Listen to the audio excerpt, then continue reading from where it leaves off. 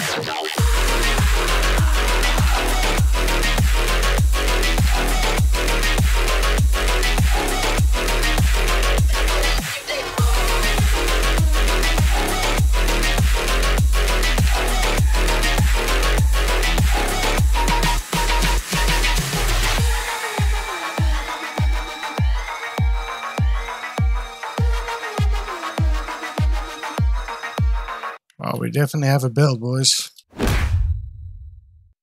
Alright guys, welcome back to another Division 2 build video. What I have for you today is the only system corruption builds that I would run.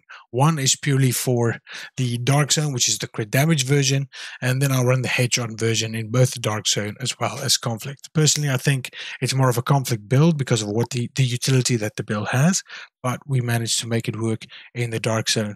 Now, of course, you're not going to be doing incredibly well with this relative to something like Striker or Umbra with the same builds. You know, I have a lot of builds on the channel, but getting this set is so difficult.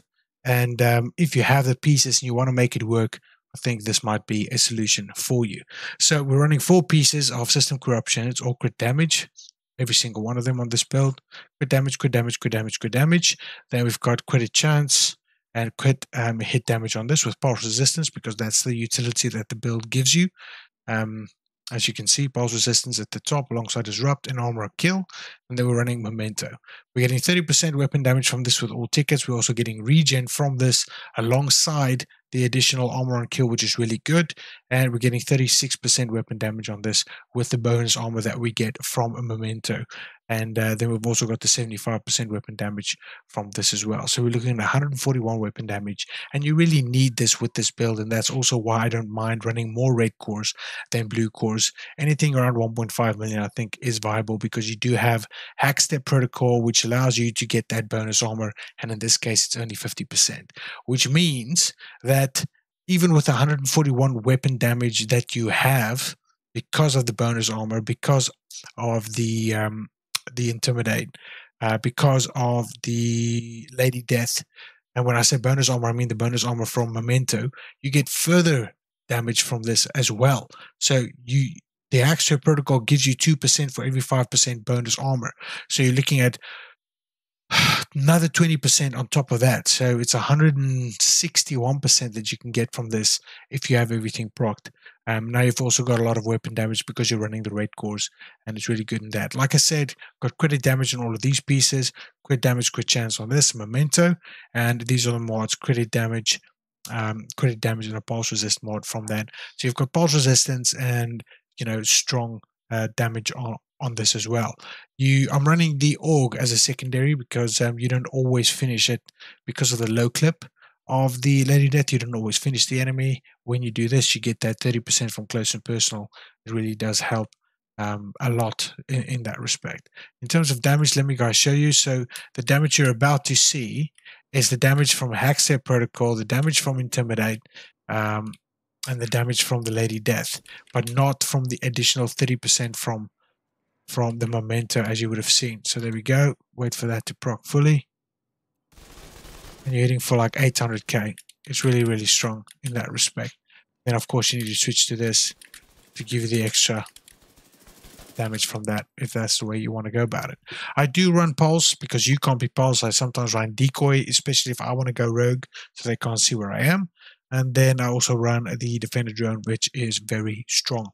This is effectively the build, and I would recommend you run that in the dark zone. It is very fun to play. No one can pulse you. You pretty much have a ton of damage, and if you play it right, you play at a distance, you pick your battles, you would be good to go. The second version of the build is a headshot version build, which looks like this. Now this is purely a headshot build. What makes this great is you get 100% bonus armor as soon as you proc Hackstep Protocol, which means it gives you an additional, what is that? Damage by 2% for 5% bonus armor, so you're looking at 40%, an extra 40% weapon damage on that. So 2 for 5, 5 and 22 is 40, yes. So it's 40% weapon damage from that, another 30 from this, and then you get the headshot damage you get from the Bighorn, which is very strong. You're sitting on 210 headshot damage with this. Everything has got headshot mods on it. Everything is rolled for headshot. I've got crit chance on this, and of course, the catharsis is the catharsis. What you run on the secondary, it's not a big deal, but I would suggest you run something maybe with breadbasket because you've already got a substantial amount of headshot damage. Adding that to this would be perfect. That's why I'm running the Mozambique. But if you can put it on an SMG or an AR, it really does work with the breadbasket as well. Unbreakable is really strong because as soon as the unbreakable procs, that's when you proc your Hackstep Protocol, and the survivability is really great, and they just don't expect it, which makes it very viable as well.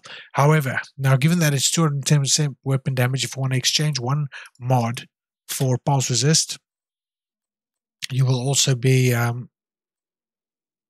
you will also be obviously unscannable, and that would bring this to 245.15. So you'll have 200% weapon headshot damage, which would go to 300% if you get all the stacks from the Bighorn.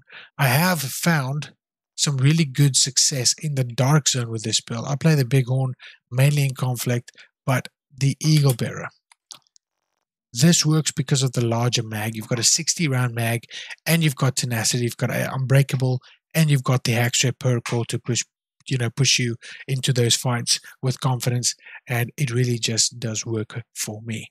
So those are my two builds. These are the only builds that I would run.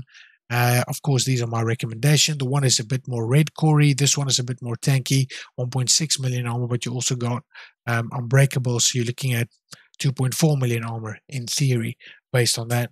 And then you've got the bonus armor of 100% also because you've got the backpack, which is just very strong by itself. How does it compare to other builds? Other builds, in my opinion, are better, but I have had a really good time with this build, especially when people think they've got you low. They push you very aggressively. You activate Hackstep Protocol and you burst them down. It just works like a charm. I hope you guys enjoy this. Let me know what you think. I'll see you guys in the next one. Cheers.